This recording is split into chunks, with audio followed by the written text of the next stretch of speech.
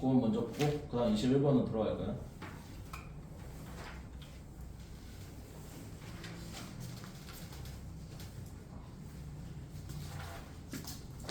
자, 앞에는 스킵합시다. 너무 시간 갖고 다닐 때는 이렇게 하고 부사절이겠고, 그들은 사용한다 이러한 신경 회로를 새로운 방식으로 우리는 알게 된다. 그것들이 특히나 뭐뭐하다는 것을. 일단 지금 오형식 문형에 이 오형식 문형을 확인을 못하면 문제 못 풀어. 그럼 얘가 수식한 대상이 뭐냐? 댐이야, 댐. 그럼 이 댐의 의미하는 게 뭔지를 알아야겠지. 앞문장에서 댐을 칭할 수 있는 복수명사 뭐가 되겠냐? 얘라고. 그럼 우리가 신경회로잖냐. 신경회로가 과거분사를 쓰면 무슨 뜻이야? interested 하면은 흥미를 느끼느냐? 신경회로가 흥미를 느끼겠니? 아니면 흥미롭게 하겠니? 흥미롭게 감정을 유발해야 될 거 아니냐. 그래서 얘는 현재 분사 바꿔서 좀 된다. 그쵸? 왜 없지? 분사 혹은 준동사 문제는 제일 먼저 확인이 수식받는 대상 혹은 의미상의 주어 확인이다. 그게 안 되면 사실 문제 풀기가 좀 힘들어. 자, 21번으로 가봐. 좀 처음 하는 거 아니 21번 유형은?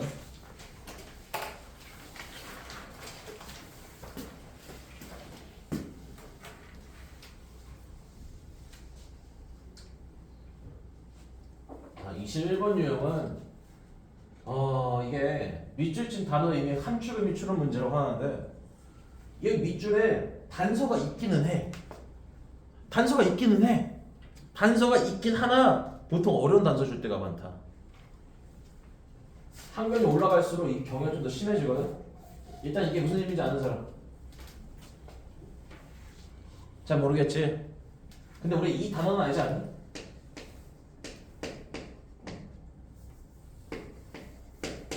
네, 맞아. 디마크로시는 뭐야?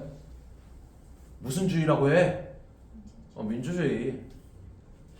얘를 명사형으로 따른 게 이거야.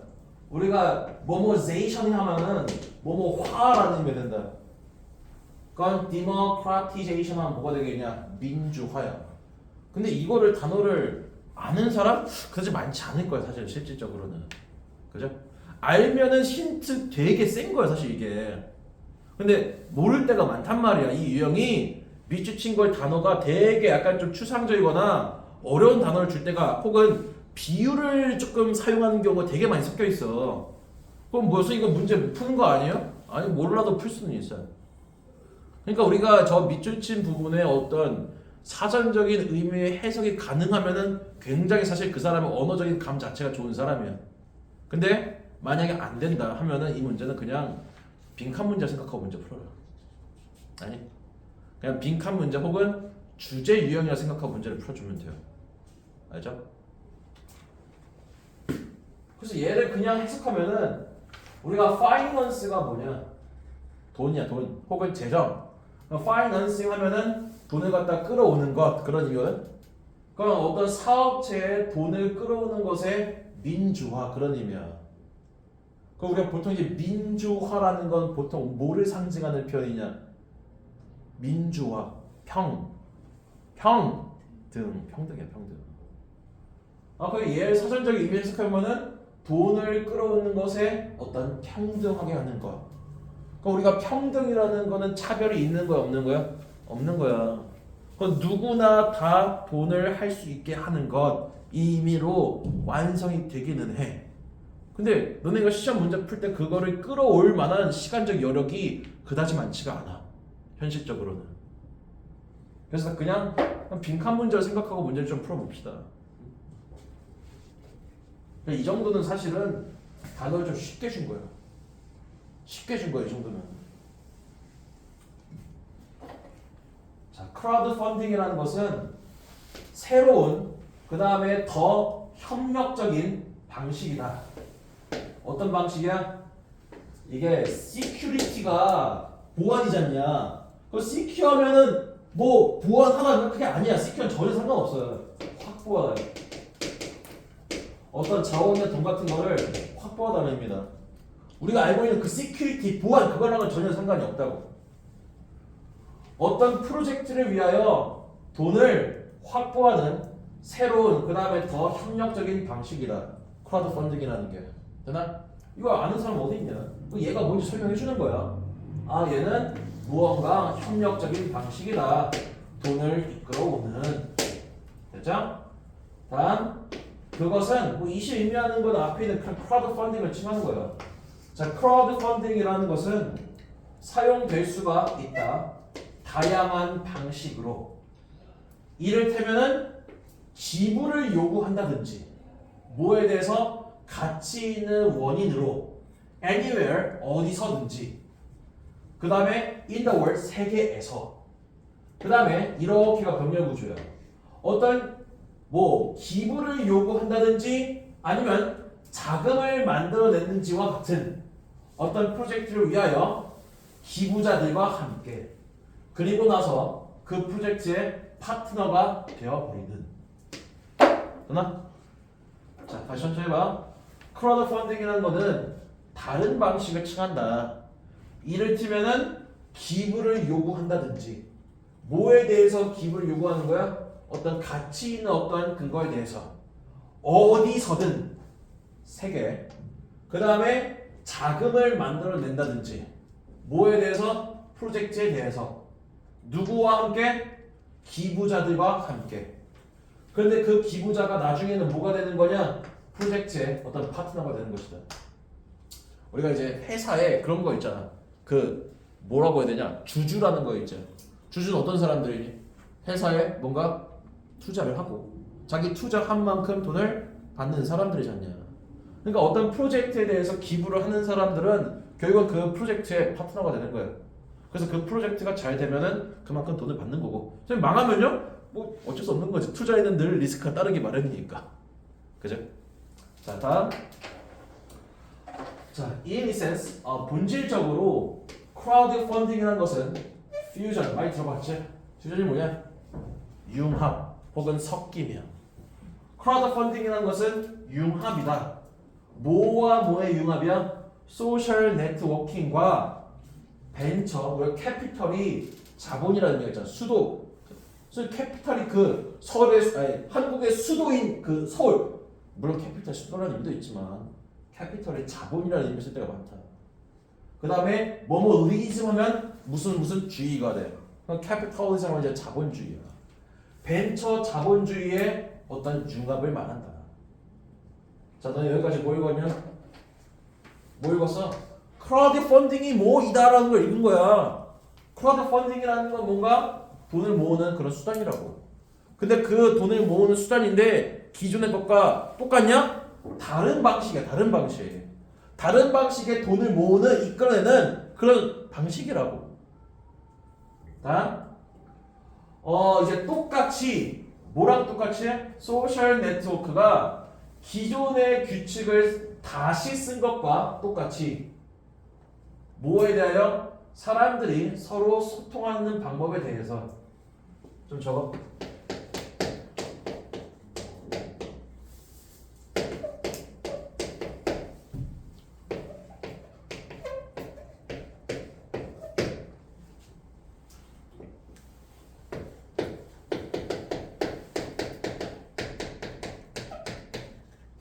just way as 어떤 주어 동사절 뭐뭐한 방식으로.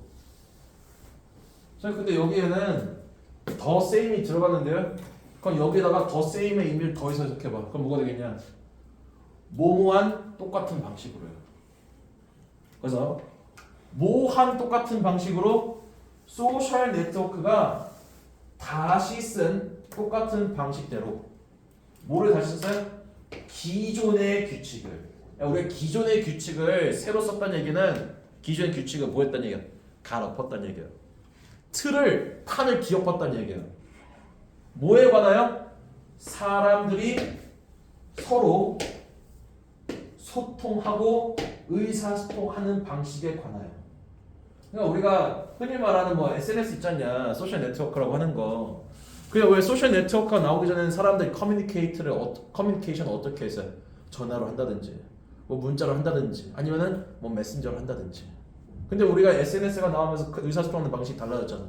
서로의 뭔가 그 개인 사이트에 들어가서 뭔가 연락한다든지 뭐 인스타그램으로 뭔가 연락한다든지 지금 잘 안 쓰면 페이스북을 사용하여서 뭔가 이렇게 연락한다든지 원래 하던 의사소통 방식을 바꿨어요.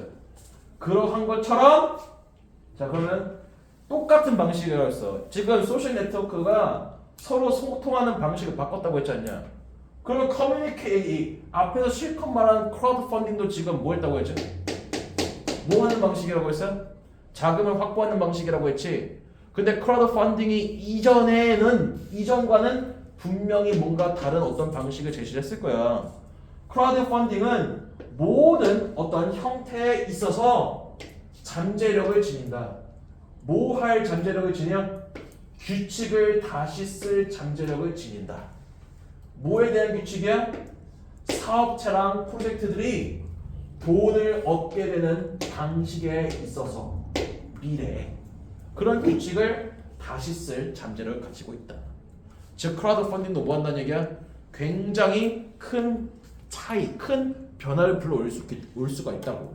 마치 SNS가 들어오면서 커뮤니케이션 방식이 많이 바뀌었다고 했지? 크라우드 펀딩이 들어오면서 투자하는 방식, 돈을 끌어오는 방식이 똑같이 많이 바뀌었다. 됐어? 자, 다음.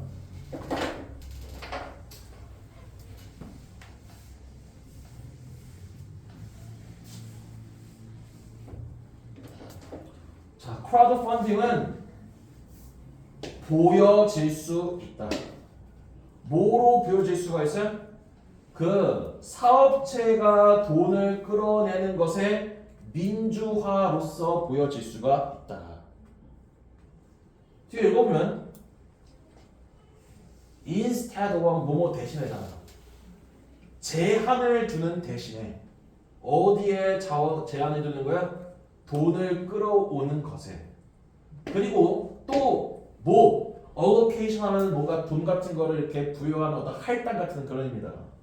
그 다음에 그런 자원의 할당을 상대적으로 적은 그 다음에 고정되어 있는 마이너리티가 뭐야? 이 정도는 알아야죠. 메이저리티의 반대가 마이너리티야. 메이저가 뭐냐? 주요한. 그럼 메이저리티 하면은 사회에 어떤 많은 사람들이 있는 것들 혹은 많은 것들이 이루는 것 주류야, 주류. 그래서 마이너리티는 걔 반대야. 그럼 뭐가 되겠냐? 주류의 반대가 소수야, 소수.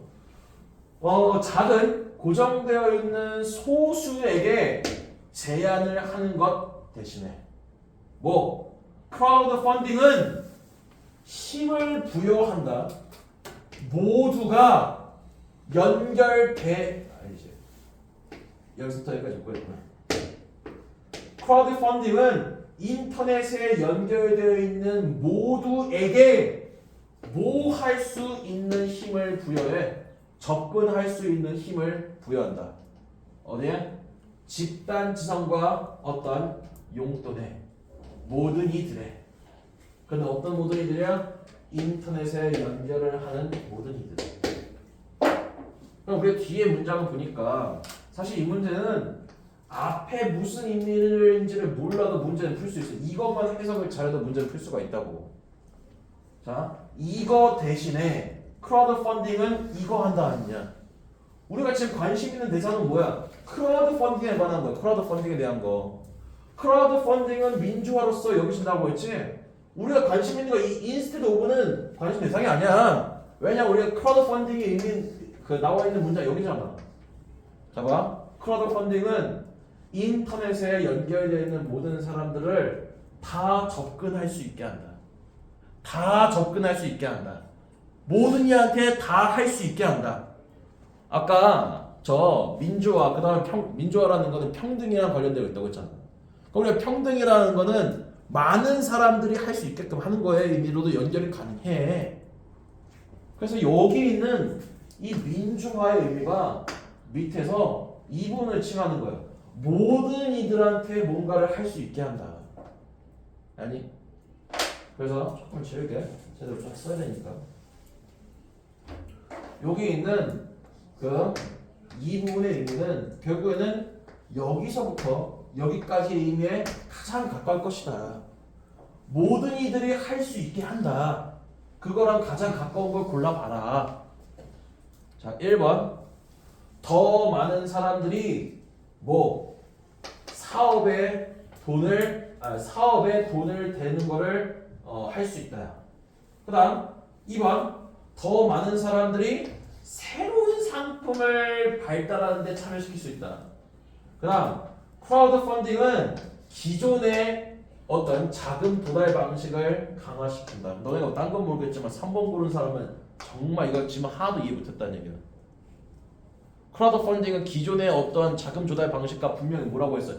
차이가 있다고 했잖냐. 근데 기존의 방식을 강화한다는 얘기는 원래 하던 걸 더 세게 하겠다는 얘기야. 3번 절대 모르면 안 돼.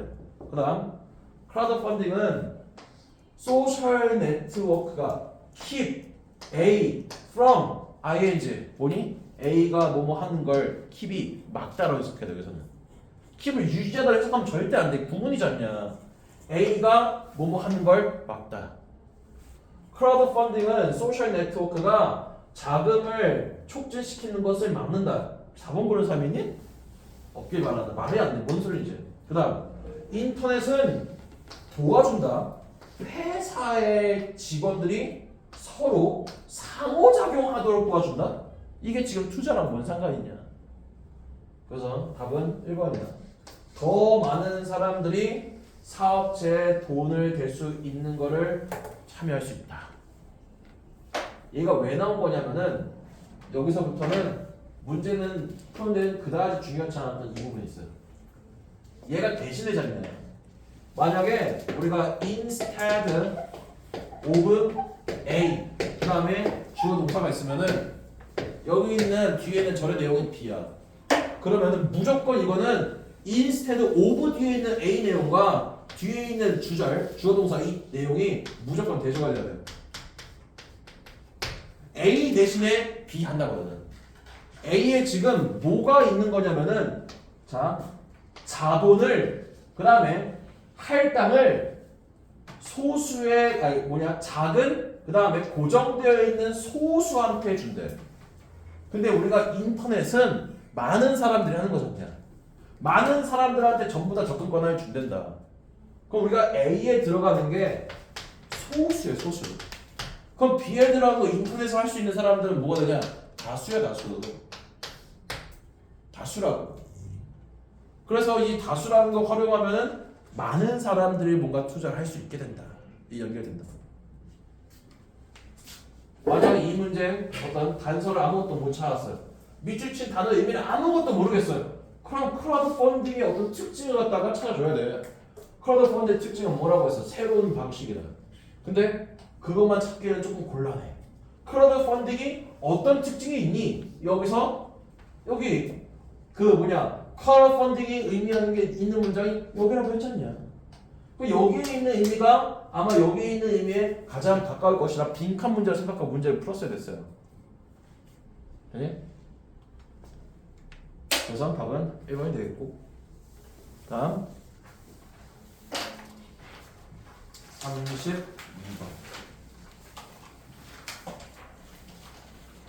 저 내용이 뭐냐면 옛날에는 크라우드 펀딩이 있기 전에는 투자를 아무나 할 수가 없었어요. 투자를 할 수 있는 사람을 되게 조금의 약간 좀 엘리트 계층들 있지. 걔네한테만 투자 기회를 준 거예요. 사업자들 가가지고 야 우리 이거 할 건데 돈 많은 나으리 좀 투자 좀 하실 수 있으실게요? 하실래요? 이랬던 거예요. 근데 이제 크라우드 펀딩이 활성화되면서 인터넷의 사용자들한테 모두 다 투자 기회를 주는 거예요. 보통 이 크라우드 펀딩 방식은 그 IT 기업에서 많이 쓴다. IT 기업에서.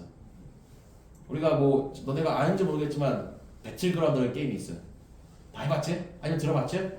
크라우드 펀딩을 만들어진 게임이에요. 크라우드 펀딩 투자 받아가지고 만들어진 게임이에요.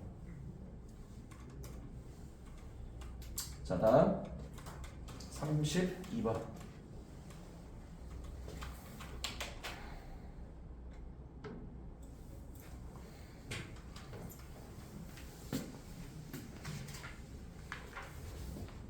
왜 이렇게 잘리지?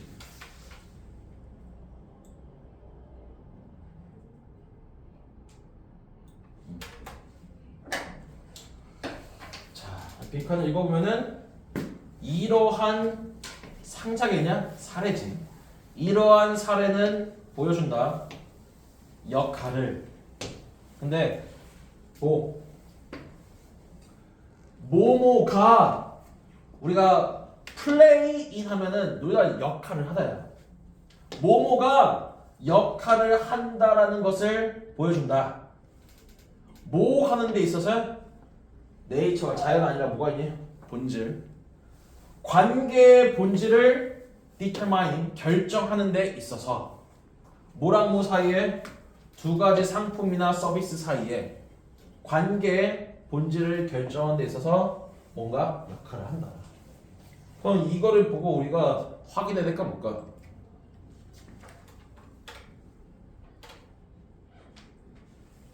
왜 이래?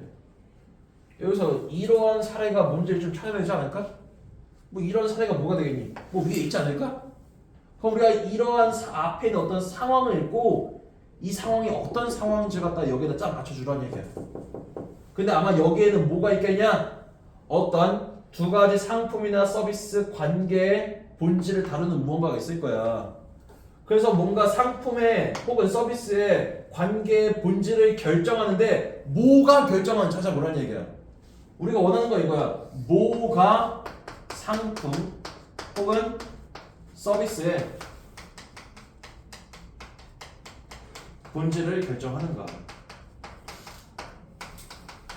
뭐에 따라서 상품 그 다음에 서비스의 본질이 달라질 수 있는 것인가.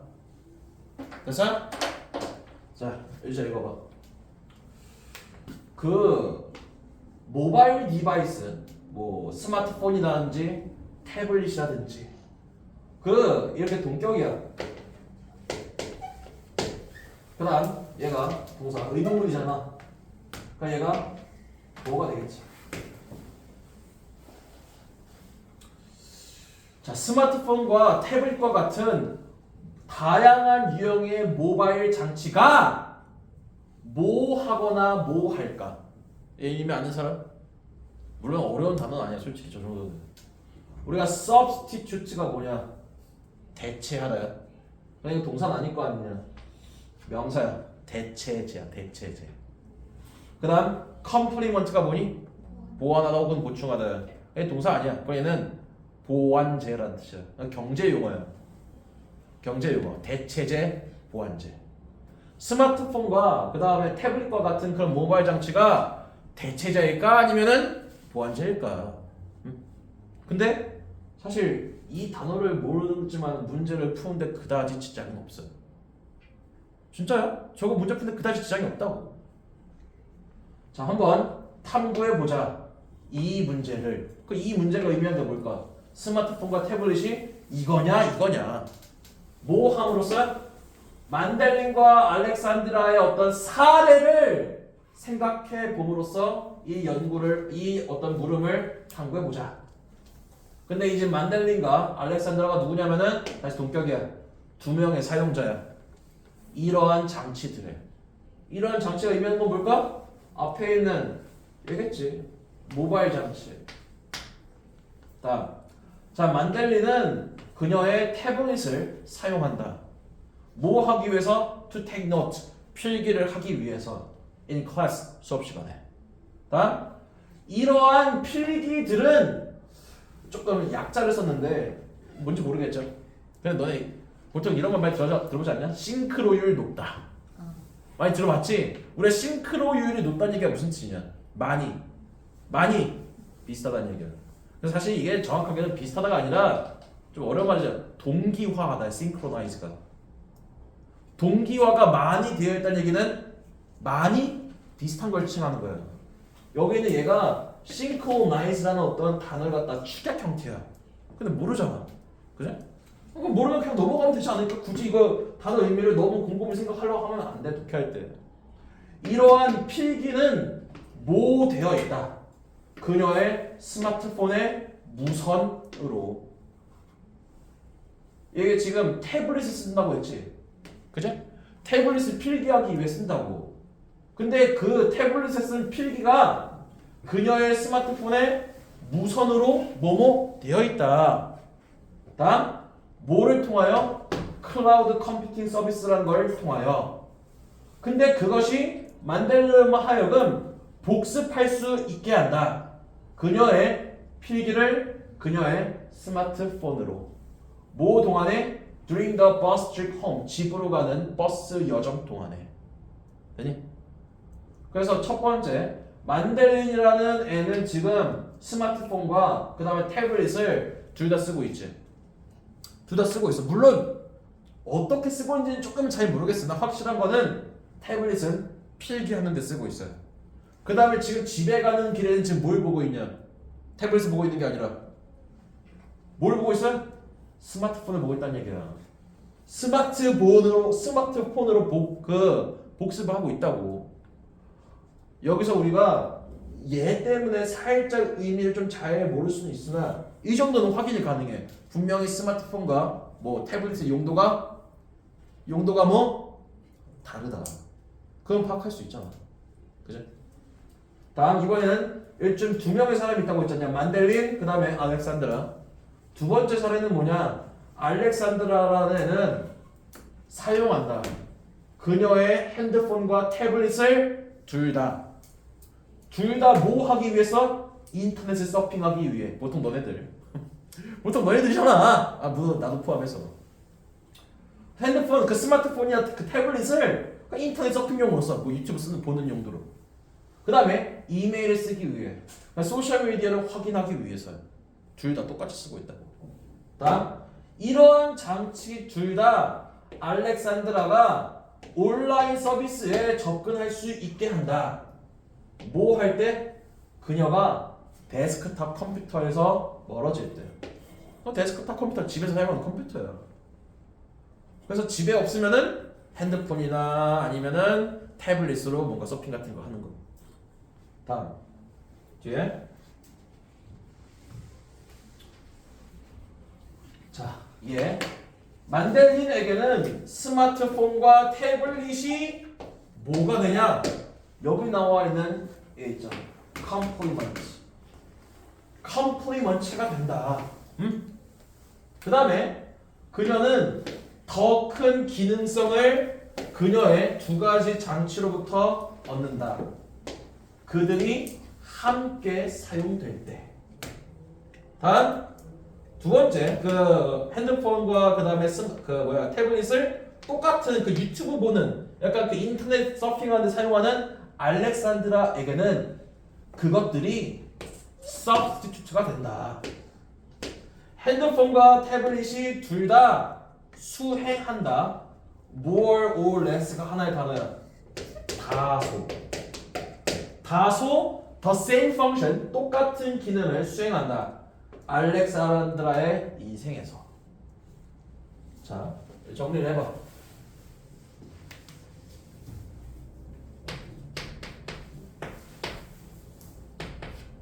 지금 두 명의 사람이 나오셨냐?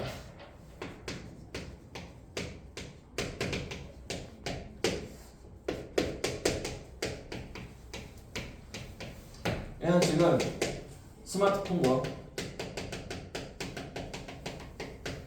그 다음에 태블릿을 용도가 같아 달라. 용도가 달라. 그 다음 알렉산드로는 둘 다 뭐한테 쓴다고 했어요? 유튜브 감상용으로. 인터넷 서핑용으로 쓴다고 했잖냐. 용도가 같아. 용도가 다를 때는 뭐가 된다고? 그 두 가지 상품이 컴플리먼트가 된다고. 그 다음 용도가 똑같을 땐 뭐가 된다고? substitute가 된다고.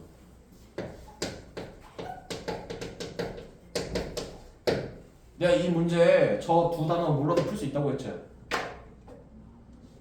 용도가 다르면 그 두 가지를 우리가 컴플리먼트라고 칭하는 거야. 용도가 같을 때는 그거 우리가 뭐라고 칭해? substitute라고 칭해. 대체 이 단어의 의미가 문제 푸는 데 있어서 뭐가 중요하냐? 자, 그러면 뭐라고 결정하는 데 있어서 중요한 건 뭐냐? 용도가 같냐 다르냐요. 쓰임이 같냐 다르냐에 따라서 그 두 가지가 컴플리먼트한 게 될 수도 있고 서브스티튜트한 게 될 수도 있는 것이다. 이거 뽑아내면 되는 거야. 사실 이 문제는 중요한 물론 알면은 조금 더 쉬운 그 문제 풀이가 될 수는 있어요. 근데 모를 때는 어떡할 거냐고. 단어 모르면 문제를 못 풀어. 물론 어느 정도 선은 있다. 얘들아 아무리 그 단어를 조금 스킵하면서 좀 푸는 게 있긴 하겠지. 근데 그것도 좀 선이 있어. 이 지문에 모르는 단어가 이거 내 개인적인 주관적인 생각이야. 5개가 넘어가면 한 8개? 그래. 좀 폭 넓게 봐서 8개가 넘어가면 사실 그 문제 풀기 힘들잖아요. 물론 뭐 문장을 좀 쉽게 구성을 해놓고 하면은 뭐 조금 풀 수 있긴 하겠으나 정말 중요한 어휘야. 근데 중요하고 고등에서 기본적으로 많이 다루는 어휘인데 그거를 뭐 8개 이상 넘어가서 문제를 푸는 거는 불가능이다. 아무튼 우리가 원하는 거는 용도가 같냐 다르냐에 따라서 그 두 상품을 분류하는 방식이 다르다. 아까 우리가 여기서 원하는 게 뭐였어요? 그 두 가지 상품과 서비스의 관계의 본질을 정한다고 했잖아. 정하는 데 있어서 역할이 뭐가 중요한 역할을 하냐? 우리가 그거를 용도를 어떻게 쓰고 있냐? 같게 쓰고 있냐? 다르게 쓰고 있냐? 그래서 용도를 같게 쓰냐 다르게 쓰냐를 받아줄 수 있는 말이 뭐가 있을까? 1번 다른 사람과의 인터랙션, 상호작용. 이게 지금 얘가 이 만드라나 그다음에 알렉산드라가 누군가랑 어떤 그 전자기기를 같이 썼냐? 아니야. 그러니까 지가 혼자서 쓰고 있단 말이야. 근데 뭔 다른 사람과의 소통은 대체 왜 나온 거야? 혹시 아까 그 소셜 네트워크 나와서 그렇게 단순하게 생각하면 안 되지 않을까? 다음 2번 각 개인의 행동. 얘는 지금 뭐 하고 있어요? 집에 갈 때는 스마트폰 쓰고 있어. 그 다음에 수업 때 필기할 때는 태블릿 쓰고 있단 말이야. 얘는 지금 뭐 하고 있지? 똑같이 쓰고 있어. 핸드폰이나 태블릿이나 둘 다 똑같이 쓰고 있다니까. 그 다음 3번 이게 뭐니? 분명한 변화. 사회적 지위에서의 분명한 변화. 여기 뭔 지위의 변화가 언급이 되어 있지는 않을 텐데. 그 다음 4번 혁신적인 기술의 발전. 선생님 왜요? 스마트폰이나 태블릿 전부 다 기술 발전 나온 거잖아요. 맞는 말이지만은 우리가 그게 얘랑 뭔 상관이 있냐. 4번을 고르는 사람은 왜 고른 거냐? 그 지문 아무것도 모르겠어. 그냥 상식적인 거 고른 거야. 상식적인 거. 상식적으로 맞는 말이잖아. 태블릿과 스마트폰은 뭐 기술 발전에 뭐가니까. 5번 현재 조건에 대한 객관적인 평가. 얘네들이 현재 조건에 대해서 무언가를 평가하고 있냐? 당연히 아니야. 그럼 얘네들을 우리가 공통적으로 묶어줄 수 있는 거는 각각 어떻게 스마트폰을 쓰고 있는지 행동에 관한 진술이 돼줘야 돼. 그래서 2번이다. 됐죠? 어느 정도 이게 사실 문장 해석이 어려운 건 없어요. 구조가 복잡하거나 해석이 까다로운 문장은 없어. 그럼 이걸 왜 틀렸을까? 이거를 뽑아내지 못해서 그런 거야. 둘의 차이점이 뭐가 있는지 뽑아내지 못했으니까 틀린 거라고. 해석 자체는 그다지 어려운 문장은 없어 솔직히 이 지문이. 그죠? 자, 다음 34번.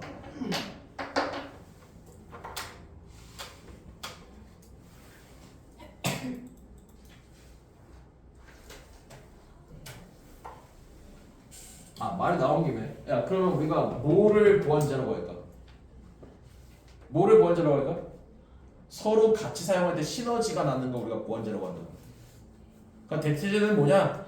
서로 바꿔 써도 아무런 상관이 없는 거. 이걸 우리가 대체제라고 해요. 아까 이제 알렉산드라 했잖아요. 둘 다 똑같이 쓰고 있지? 핸드폰이 없어. 그럼 핸드폰 없어도 돼. 왜? 태블릿은 똑같은 인터넷 서핑 할 수 있으니까. 근데 얘 입장에서는 둘이 대체제가 안 돼. 왜? 만약 태블릿이 없어요. 그럼 수업 시간에 뭐가 안 돼? 필기가 안 되지 않냐? 그죠?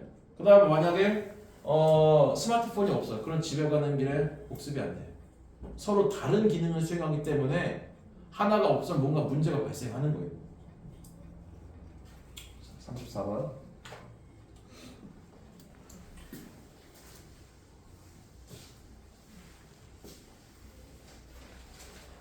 첫 번째 문장 읽고 멘탈이 바사삭. 아마 이거 첫 번째 문장 읽고 멘탈이 바사삭. 여기까지 한 문장이야. 저기서부터 여기까지 한 문장이라고 그냥. 첫 번째 문장 읽고 뭔 의미인지 모르겠지. 그지? 자, 여기 볼까요? 자, 이러한 사례에서 그럼 이 사례가 당연히 앞에 있겠고 우리가 중점적 여기 사례를 좀 봐줘야겠구나. 자, 이 사례에서 뭐뭐가 뭐뭐한다. 이게 주어동 적혀 있어요. 그 뒤에는 뭐냐? 부정적인 태도를 만들어내면서 뭐에 대해서? 늑대에 대해서 부정적인 어떤 태도를 만들어내며 뭐가 일어나는지를 찾아봐라. 아마 뭐 늑대 얘기가 있지 않을까? 뭔가 태도 얘기가 있겠고. 사실 이 문제는 앞에 있는 여기 사례를 제대로 읽어보라는 게 아이가 요구하는 거야. 이 사례에서 뭐가 일어나고 있는지 딱 그거 하나 확인하라는 얘기야. 이것도 첫 번째 문장이 졸라 길긴 하지만 문제 푸는 데는 그다지 제대로 이해하면 당연히 좋긴 하겠지만은 첫 번째 문장 무슨 의미인지 파악을 못하더라도 문제는 풀 수가 있다. 자, 태도는 개념화되어 있다. 컨셉이 개념이잖아요. 그죠? 개념화되어 있다. 네 가지의 어떤 주요 영역으로. 그래서 그 네 가지의 주요 영역 뭐? affective 1, cognitive 2, behavioral intention 3, and behavior 4. 태도라는 것은 네 가지로 이루어져 있다. 자, affective 괄호 쳐놓고 설명해 주는 거야. affective가 뭘 칭하는 거냐? 좋아하는 거 혹은 싫어하는 어떠한 감정. 그러니까 우리가 affective하면 감정을 칭하는 거야. cognitive 하면 원래 이거는 인식의 그런 의미지 않냐. 얘가 의미하는 건 뭐냐? 믿음과 평가. 뭐에 대한? 어떠한 믿음에 대한. 세 번째, 행동의 의도. 얘가 의미하는 게 뭐냐? 어떤 진술이야. 어떤 사람이 특정한 상황에서 행동한 방식에 대한. 네 번째, behavior.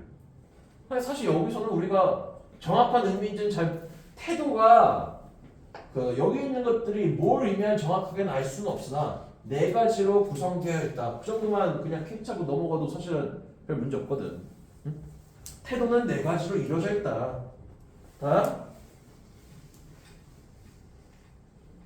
대중적인 태도, 뭐에 대한? 야생동물에 대한, 그리고 그것의 관리에 대한 그러한 대중들의 태도는 만들어진다. 뭐에 근거하여? 그러한 요소들의 상호작용에 근거하여. 야생동물과 야생동물의 관리에 대한 어떤 대중적인 태도라는 것은 그러한 요소들의 상호작용에 근거하여 만들어진다. 그럼 여기 있는 그러한 요소가 뭐를 칭하는 거겠니? 앞에는 네 가지 요소들. 아니 야 지금 태도가 네 가지로 개념화되어 있다면서. 그럼 똑같이 어떤 대중들의 태도가 당연히 그러한 네 가지 요소들로 뭔가 구성이 되어야 되는 거 아닐까? 응? 여기 늑대에 대한 우리의 태도를 forming, 형성하는 데 있어서 사람들은 스트라이프 투정사면 뭐뭐 하려 애쓰다. 뭐 하려 애써? 그들의 affective component를 갖다가 유지하려 애쓴다. 어떠한 태도에. 근데 어떠한 태도야? 그들의 인지적인 요소와 consistent 일치하는.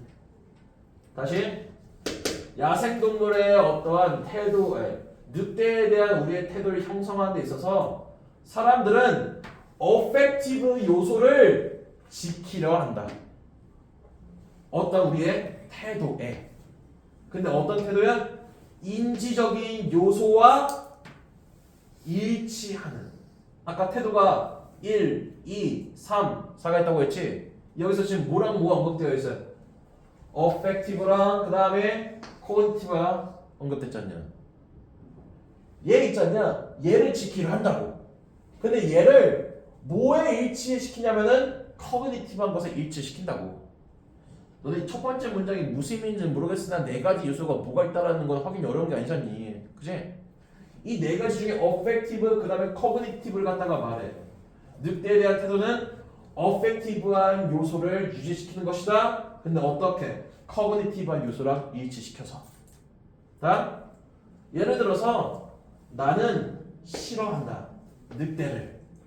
나는 믿는다. they가 의미하는 앞에 있는 늑대들이겠지. 늑대들이 사람들을 죽인다고 믿는다. 나는 사람들이 늑대들이 사람들을 죽인다. 괄호치 넣고 얘가 커그니티브한 거란 얘기야. 그리고 사람들이 살해당하게 하는 것은 당연히 나쁜 거야. 걔가 belief, evaluation of belief, 어떤 믿음의 어떤 평가. 여기 보면은 커그니티브한 게 두 개가 있잖아. 믿음과 평가라고. 믿음과 평가라고 했단 말이야. 커그니티브한 게. 그래서 여기 보면은 여기 평가 있고, 그 다음에 어떤 믿음이 있는 거야. 지금 얘가 지금 어떤 진술을 칭하고 있는 거냐? 커그니티브한 진술을 칭하고 있는 거예요. 자, 어떤 행동상의 의도, 이것으로부터 비롯된 것이 바로 우리가 보통 어떤 동물이 있고 컨트롤 프로그램이라는 단어를 쓸 때가 있는데, 여기 어떤 동물 들어가는 상관없어요. 우리가 컨트롤이 뭔가 통제 그런 의미잖냐. 어떤 동물 들어가면 어떤 동물들의 개체수를 갖다가 조절하는 프로그램을 칭하는 거예요. 만약 개체수가 존나 많아.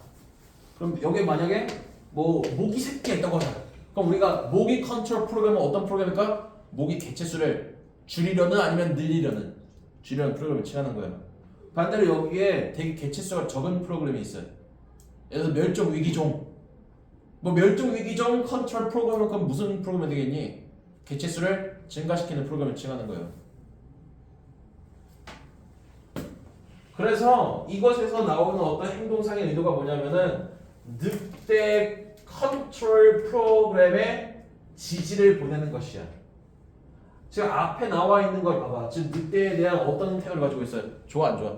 안 좋아. 나는 늑대가 싫어. 왜 싫어? 늑대가 사람을 죽일 수 있잖아. 그 사람을 죽게 두는 건 나쁜 거잖아. 그러니까 늑대가 싫어. 그러한 사람들은 늑대 컨트롤 프로그램에 지지하는 걸 할 것이다. 그러니까 늑대 개체수를 갖다 많이 줄이는데 동의할 것이다. 그리고 그러한 실질적인 그러한 행동은 역사이다. 어떤 역사? 늑대 사냥이다. 늑대 사냥이다. 자, 이러한 사례에서 볼 수 있듯이 뭐는 뭐 한다. 부정적인 태도를 만들어내며 늑대에 대한. 그래서 앞에서 좀 지울게요.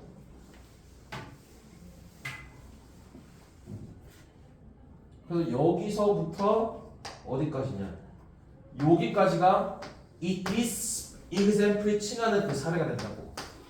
이 지금 사례를 보니까 늑대에 대한 일관적인 뭐가 있어요? 늑대에 대한 일관적인 어떤 증오 혹은 혐오 혹은 싫어함 그런 게 존재한단 말이야. 그 태도에 기여하는 요소들이 서로 모순적이거나 다르지가 않다. 그래서 이거를 내용을 빈칸에다가 골라주란 얘기야. 늑대를 싫어한다고 했지. 싫어하는데 어떤 싫어하는 어떤 요소들에 대해 뭔가 일관적인 증오랑 혐오가 있거든. 그래서 약간 조금 통일성 있는 일관적인 그런 워딩이 있는 걸 보기 위해서 골라주면 돼. 근데 이 단어가 있어. 어디에 있어요? 예, 컨셉트가 일치하는 그런 의미잖아요. 그 일치하는이 일괄적이야. 일괄적인. 그러니까 보기에서 골라보면은 그래서 자 이거 아까 첫 번째 문장에 태도에 네 가지가 있다고 했지. 태도의 모든 측면들 그 네 가지. 그 네 가지가 뭐하다? 일치한다. 일관성이 있다. 서로 가네. 이번 말고 사실 고를 만한 게 전혀 없어요. 딱히 함정 보기라고 할 만한 것도 있지는 않고.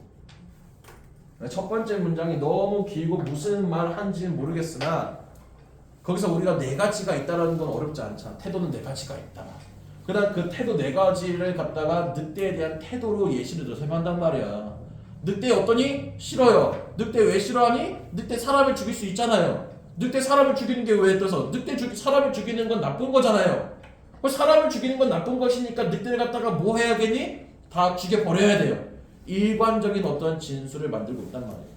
서로 그 나와 있는 네 가지 태도에 대해서 모순되거나 아니면 뭔가 문제가 있는 그런 경우라기보다는. 그래서 이번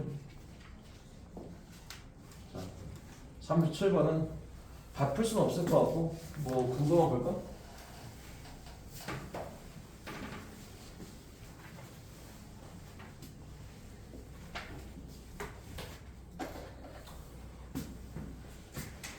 자 여기까지. 그 생리학적인 발견처럼 19세기에 오늘날의 어떤 생물학적인 이거 브레이크 무슨 뜻인지 아니? 이 정도는 조금 알아야 되는데 최영호 브레이크가 뭐냐? 거기 있어? 네? 거기 있어? 주석에? 아니요. 없어도 알아야 돼, 저 정도는. 내가 획기적인 어떤 해결책, 그냥 해결책이 아니야. 획기적인 해결책이야. 획기적인 해결책 혹은 어떤 발명을 우리가 브레이크스루라고 칭한다. 오늘날의 그 생물학의 획기적인 해결책이 뭐 근본적으로 바꾸었다. 우리의 이해를 뭐에 관한 인간이 그 작동하는 그리고 다시 바꿀 것이다. 의학적인 관행을 근본적으로 그리고 철저히. 다음 A, B, C 순서 읽어볼게요. 명령문을 시작해. 기억해라. 과학적인 방법을. 그런데 그 과학적인 방법을 너는 아마도 처음으로 되돌아가면은 중학교에서. 이게 지금 의문문이네. 의문문일 때는 두 유가 좀 생략됐어요. 자, 너는 기억하니 과학적인 방법을. 네가 아마도 거슬러 올라가면은 초등학교 때 배웠을 법한. 이게 지금 앞에서 뭔 얘기를 하다 말았냐? 우리의 어떤 생태학적인 어떤 생물학의 돌파구가 우리의 어떤 인간이 작동하는 방식을 바꿀 것이고 의학적인 관행을 바꿀 것이다 얘기를 하고 있단 말이야. 뭔가 아주 획기적인 새로운 게 나와가지고 우리의 뭔가를 바꿔줄 것이다. 근데 그게 그 과학적인 방법을 우리가 초등학교 때 배운 거랑 뭔 상관성이 있어요? 연관성이 1도 없단 말이야. A번은 그냥 바로 패스. 그 다음 B번. 그것이 일단 대수 시작하잖냐. 만약 제시문 다음에 B가 되면 대시 의미하는 건 뭐가 돼야 되니? 앞문장이어야 돼 무조건. 앞문장. 그것이 바로 과학이 작동해 온 것이다. 그리고 우리의 유전자 그 다음에 만성 질병에 관계에 대한 이해가 발생했다. 그러한 똑같은 방식으로 뭔가 과학자들의 일 위에 세워지면서 수십 년으로부터에 심지어는 수세기 전에 이게 지금 뭐 얘기를 하고 있죠? 생물학적 돌파구가 우리의 의학적인 관행을 바꿀 것이다. 그것이 바로 과학이 작동한 방식이고 획기적인 해결책이 뭔가 뭐 발생하는 방식이다. 뭐 충분히 가능은 해. 대신 뭐 앞문장을 이어받는 건 사실 크게 문제는 없어요. 뭔가 진화, 획기적인 해결책이 뭐 있다고 했으니까 획기적인 해결책이 이해를 바꾸었다. 그게 바로 과학이 뭔가 작동하는 방식이다. 이 연결 그다지 문제가 있진 않거든 사실. 다음 10번. 빨리 해야겠다. 시간 벌써 8시야.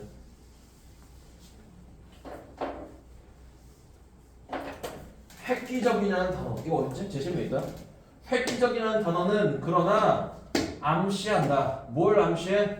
많은 사람들의 머릿속에 놀라운 전례가 없는 노출을 암시한다. 근데 어떤 노출이야? 즉각적으로 모든 것들을 분명하게 만드는. 근데 과학은 그렇지가 않다. 자, 지금 봐. 마지막에 뭐로 끝나? 과학이 그렇지가 않다. 앞에서 뭐라고 했지? 획기적이라는 단어가 순식간에 모든 것들을 분명하게 만드는 전례가 없는 놀라운 어떠한 노출을 만들어낼 것이다 라고 말했잖냐. 과학은 그게 아니래. 과학은 그러니까 뭐가 아니라는 얘기야. 순간적으로 무언가를 분명하게 만드는 그런 게 아니라고. 그럼 과학이 어떤 식으로 뭔가를 하는지를 갖다가 보여되지 않겠니? 근데 C 다음에 B에 연결이 가능하겠냐? 안 돼. 왜? 과학은 그렇지가 않다. 그러면 과학이 뭐 하는지를 알려줘야 될 거 아니야. 그게 지금 어디에 있어? A에 있어. 과학이 어떤 식으로 이루어진지 너 한번 초등학교 때 한번 생각해 볼래? 초등학교 때 우리가 과학 수업 하면은 어렵고 복잡한 절차였어. 관찰하고 가설하고 실험하고 검증하고 수정하고 다시 시험 보는 거. 이게 지금 뭐가 되는 거냐? 대시되는 거야. 그것이 좀 보면 좀 복잡하지 않냐? 그것이 복잡하고 길고 좀 짜증나는 그런 일들이란 말이야. 그런 것들이 과학이 작동하는 방식이야. 그래서 C에서 과학은 그렇지 않다.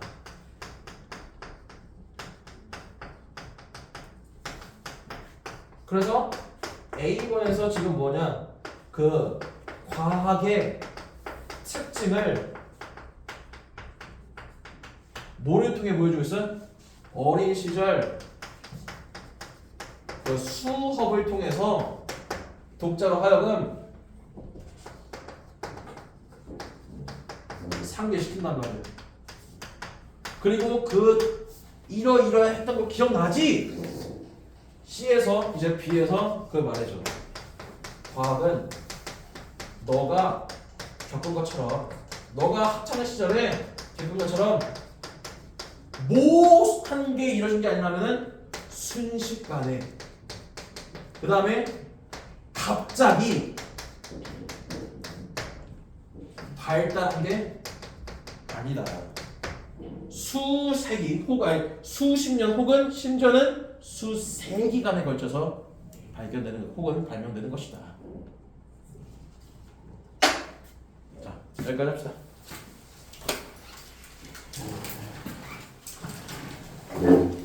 어저께 몇 월달이었죠?